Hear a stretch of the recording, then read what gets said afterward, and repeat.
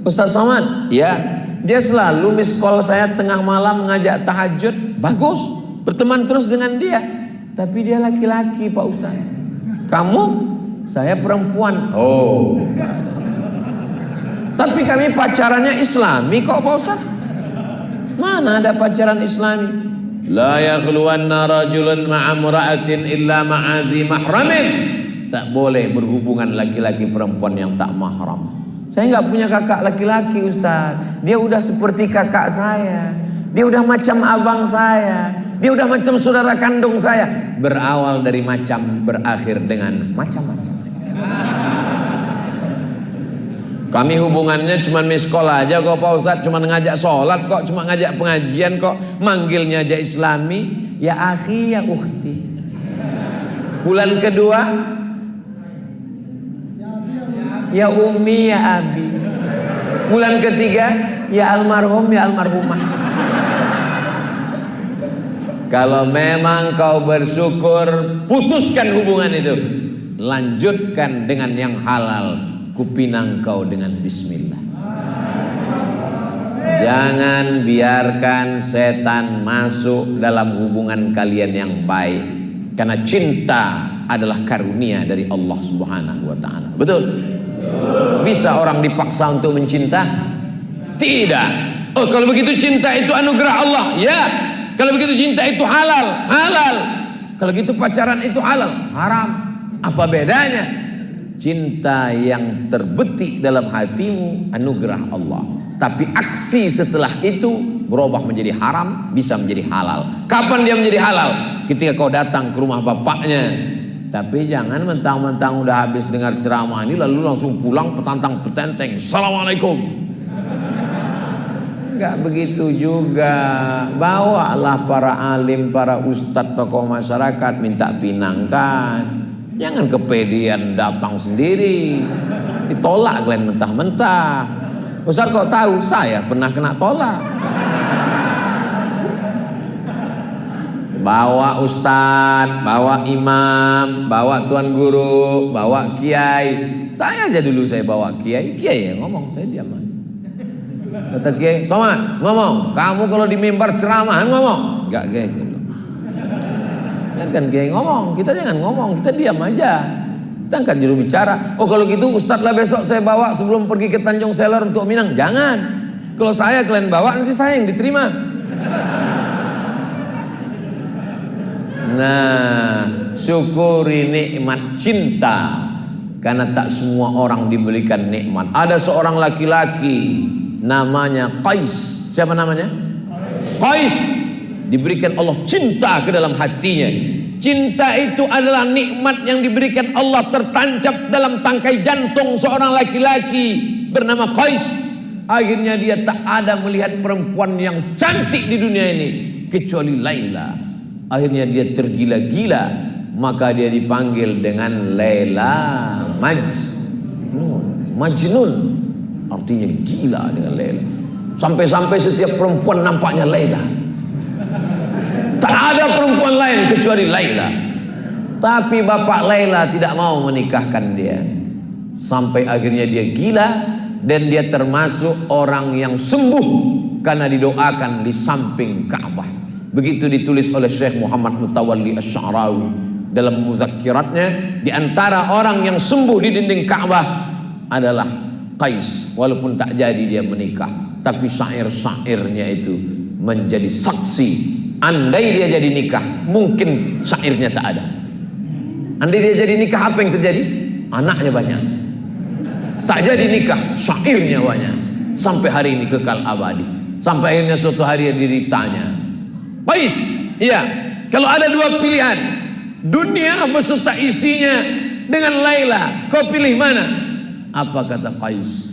La ghubaru ni'aliha ahabbu ilayya wa asfa li balwaha. Debu yang menempel di sendal Laila lebih kucinta daripada dunia beserta isinya. Debu menempel di sendal Laila lebih indah daripada dunia beserta isinya. Itu belum ada orang Balikpapan segila itu. Jadi makanya kalau sudah ada Bagaimana dengan orang tua yang mensyukuri calon menantu yang baik, anak muda, sholatnya nggak tinggal, hanya saja kekurangannya pada rezekinya saja. Idza ja'akum man tardawna dinahu wa khuluqahu. Kalau datang ke rumahmu, Bu, kalau datang ke rumahmu, makcik, kalau datang ke rumahmu, Pak, kalau datang ke rumahmu, Om, seorang laki-laki, tardawna dinahu, baik agamanya, wa khuluqahu, baik akhlaknya, fazawwijuhu, nikahkan dia dengan anak gadismu. Kalau tidak kau nikahkan, takun fitnatun fil ardi wa fasadun arid, akan terjadi kerusakan yang maha dahsyat. Maka syukuri, ini nikmat besar. Tidak semua orang bisa didatangi begini. Jangan sampai nanti setelah pilih dapat pecandu narkoba, mabuk sakau, anaknya nggak tahan, nangis, undang ustadz, mau mediasi. Apa yang mau dimediasi? Dia galau. Ustadz ceramah, marilah kita takut kepada Allah. Dia senyum sendiri. Rupanya dia sakau. Saya berapa kali bolak-balik dipanggil orang. Ustadz Somad, besok kita datang ya ke rumah makan. Acara apa? Saya mau ketemu dengan Ustadz bawa anak saya. Oh, saya nggak mau di rumah makan, nanti kena fitnah. Di mana? Di masjid. Sampai ke masjid. Ini siapa? Ini anak saya Pak Ustadz, dokter di rumah sakit, sudah kerja, punya rumah, punya mobil, mapan ekonomi. Apa masalahnya? Lakinya sakau pakai narkoba Pak Ustadz. Dulu kenapa diterima? Itulah Pak Ustadz, kurang fit and proper test. Hanya karena ngelihat mobilnya datang mahal, rupanya rental. Hanya karena dia datang ganteng, 10 tahun berubah. Tapi ada satu yang kekal abadi, tak lapuk karena hujan, tak lekang karena panas. Apa dia? Din, agamanya. Wa khuluquhu, akhlaknya. Walaupun rupanya agak kurang-kurang ganteng dikit, tak apa-apa. Walaupun rezekinya agak kurang-kurang dikit. Iyakunu fuqara, kalau dia fakir, kalau dia susah, yughnihimullah, Allah akan memberi dia rezeki. Allah memberi rezeki. Ya Razzaq, wahai engkau memberikan rezeki. Ini sekarang orang sudah rusak pandangannya. Asalkan kaya, punya jabatan, status sosial di masyarakat hebat, terima. Dia tak tahu bahwa anak perempuanmu belum tentu bahagia dengan itu semua. Yang saya omongkan ini betul apa salah? Terserah, andai semua bilang salah, saya nggak peduli. Betul kata Allah, betul kata Rasulullah, betul dalam Quran, betul dalam hadis, betul kata ulama, saya sampaikan. Semua orang mengatakan tak betul. Kalau betul kata Allah, saya sampaikan. Orang benci dengan saya, ditinggalkannya saya, enggak masalah selama kamera masih hidup. Jamaah yang dimuliakan Allah Subhanahu wa taala. Wa in tuti' aktsara man fil ardi, kalau kau ikut kebanyakan orang di dunia ini, yudilluka an sabilillah, mereka hanya akan membuatmu sesat dari jalan Allah. Kita selalu minta kepada Allah, ihdinas siratal mustaqim. Yang istiqomah salat di masjid. Masjid apa? Nurul Qamar. Nur cahaya. Qamar bulan. Nurul Qamar cahaya bulan. Mana yang lebih hebat, cahaya matahari apa cahaya bulan? Tergantung siang apa malam. Kalau siang mana ada cahaya bulan. Jadi tepat memang ngundang saya malam di sini karena dia Nurul Qamar. Masyaallah, tabarakallah. Qamarun, qamarun, qamarun sidnan nabi, qamarun ya jamil wajamil sidnan nabi qamarun. Kenapa Nabi itu disebut cahaya rembulan? Karena Makkah waktu itu gelap gulita, sampai akhirnya datanglah rembulan terang benderang, maka disebut dengan Tola'al Badru Tala'al badru alaina min saniyatil wada' wajaba syukru alaina mada'a lillahi da'. Maka dia disebut dengan bulan. Ada seorang perempuan namanya Sofia. Siapa namanya? Sofia artinya tulus, suci, murni, bersih. Sofia punya ayah namanya Huyai. Huyai punya ayah namanya Akhtab, orang Yahudi. Datanglah Sofia cerita ke ayahnya. Ayah, ya, aku mimpi. Apa mimpimu? Aku tadi malam memangku bulan. Langsung ditempeleng sama ayahnya. Kelopak, keluar darah di bibirnya. Kenapa? Karena makna mimpi memangku bulan artinya menikah dengan Nabi Muhammad sallallahu alaihi wasallam. Ayahnya yang Yahudi Huyai bin Akhtab tahu bahwa anaknya ini nanti memangku bulan akan menikah dengan Nabi Muhammad SAW. Dia benci, dia marah, tapi takdir Allah tak dapat ditolak. Akhirnya Sofia menikah dengan Nabi Muhammad sallallahu alaihi wasallam. Ustaz Somad, sekarang Nabi kan nggak ada lagi, ya. Jadi kalau ada di antara kami yang perempuan ini mimpi mangku bulan, menikah dengan ulama. Kenapa? Karena al ulama warasatul anbiya. Ulama pewaris para nabi. Saya nggak maulah punya mantu ulama, Pak Ustadz. Kenapa? Ulama itu kan SAG, sarjana alam gaib. Kamu jangan sekolah agama, kamu jangan masuk pesantren, nanti mau makan apa? Seorang anak sekolah agama numpang di rumah tantenya, karena dia dari kampung merantau ke kota, numpang di rumah tante. Lihat tuh anak tante SH, lihat tuh anak tante SE, lihat tuh anak tante dokter. Ngapain kamu sekolah agama? Mau makan apa? Hari berganti, musim berubah. Sekarang apa yang terjadi? Si tante numpang di rumah keponakannya yang sekolah agama. True story, kisah nyata. Kenapa?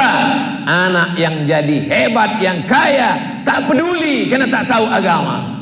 Rupanya rezeki dijamin Allah.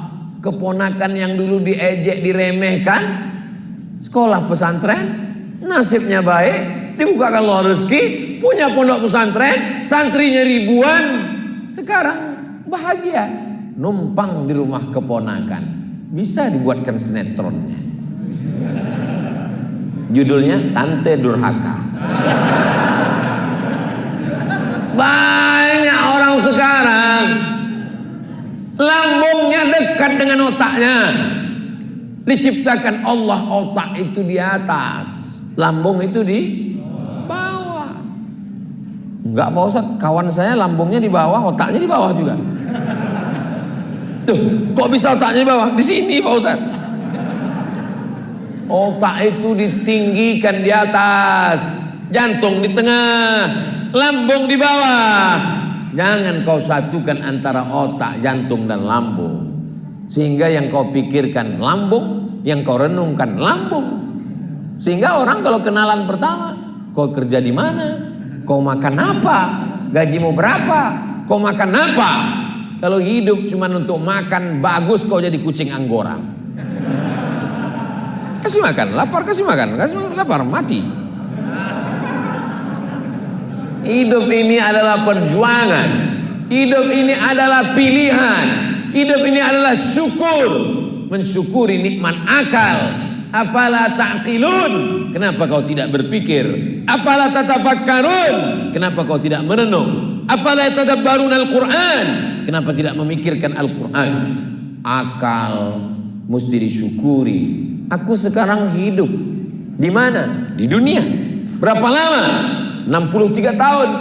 Itu kalau ikut Nabi. Tapi kalau tidak ikut Nabi, bisa lebih cepat. Yang akan aku bawa nanti ke apa? Kepada Allah sebagai bekal. Yauma la yanfa'u malun wala banun. Hari itu tak ada guna harta, tak ada guna anak. Illa man atallah, kecuali orang yang datang menghadap Allah biqalbin salim, dengan hati yang bersih. Al-Kayyis, orang yang cerdas, mandana nafsahu, dia tekan hawa nafsunya. Wa amila lima ba'dal maut, dia berpikir apa yang akan aku bawa setelah aku mati menghadap Allah Subhanahu wa taala. Pakai akal. Banyak orang sekarang tidak sempat memakai akal. Bangun tidur buka handphone, mau tidur buka handphone, buka gadget, buka TV, buka laptop, ngobrol tak tentu arah. Satu hari itu otaknya off. Untung Allah masih sayang. Kalau Allah nggak sayang tertulis di sini off. Nggak pernah di on kan sama sekali. Dia tidak berpikir aku ini hidup berapa lama, punya istri, punya anak yang sayang-sayang ini kan karena aku masih hidup, masih bernyawa. Kalau nanti tiba-tiba malaikat maut mencabut nyawa, aku terbaring, kaku, membisu, tak bersuara. Semuanya menangis. Papa, kenapa begitu cepat kau pergi, warisan belum dibagi? Ternyata pernah ikut membangun Masjid Nurul Qamar. Allahu Akbar. Saya Pak Ustaz, Masjid Nurul Qamar itu saya nggak ikut membangunnya. Terus, tapi saya sempat membelikan AC-nya Pak Ustaz. Satu di kanan, satu di kiri. Padahal masjid ini sebesar ini, panasnya minta ampun. Masjid ini sebetulnya tidak panas, tapi karena masyarakatnya udah penuh membludak, itulah yang membuat ini udah over capacity. Udah bagus masjid ini, tinggi, ada kubahnya, lampunya cantik. Ini minta tolong tim foto ini, nanti mau saya tiru, bagus, cantik macam Masjid Nabawi, luar biasa. Nah ini udah ada. Sebetulnya saya mau minta foto di sini.